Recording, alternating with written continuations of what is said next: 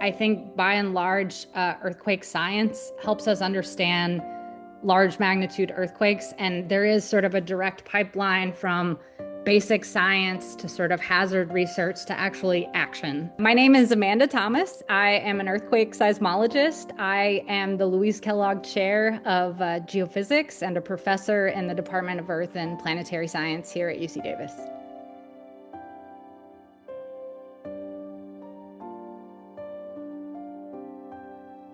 Along the northern coast of Venezuela, there's a place where two tectonic plates meet. The northern part of Venezuela on the north side of this fault is called the Caribbean Plate, and south of this fault zone is the South American Plate. And between them is a fault system called the San Sebastian Fault System. And so what happened is on the southwest side of the San Sebastian Fault System, there was this an additional what we would call like a branch fault called the Bocono Fault. And that Bocono Fault had at least what we at first thought was a very sort of standard issue earthquake. But then what happened is the stress change from that earthquake actually initiated slip on the San Sebastian Fault System. And triggered a second sort of follow-up magnitude 7.5 earthquake about 40 seconds later.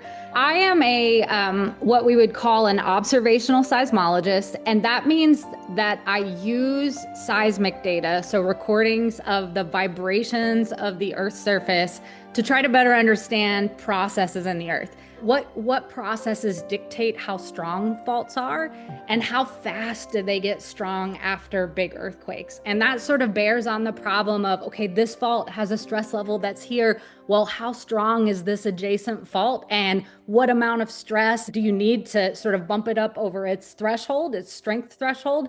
One of the things that I'm very excited about right now is the use of sort of artificial intelligence and machine learning has made it possible to analyze way more data than we ever could in the past. What we can do now is design tools that go through and look at the data for us. And they tell us, hey, there's a little earthquake here, there's a little earthquake there, like ones that we never knew existed, we can find now. And I know little earthquakes, right? Like who cares about an earthquake that's the size of a dinner plate? Well, I do. And the reason I care about earthquakes that are the size of dinner plates is those little earthquakes delineate big faults.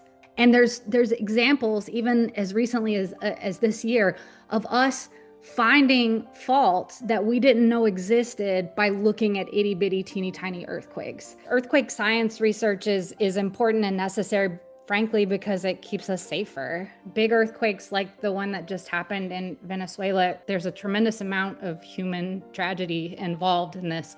But also every earthquake teaches us a lesson. And if you take and you have a group of scientists that are working on those questions, we ultimately end up distilling that information down into like an amount of knowledge that collectively advances earthquake science and helps it so that next time we build the buildings better. Next time we help make the response efforts better. We train more people in heavy machinery so that they can help extract people from buildings that have collapsed. We try to build buildings that don't collapse. So overall, I think like the research is very impactful for helping with public safety.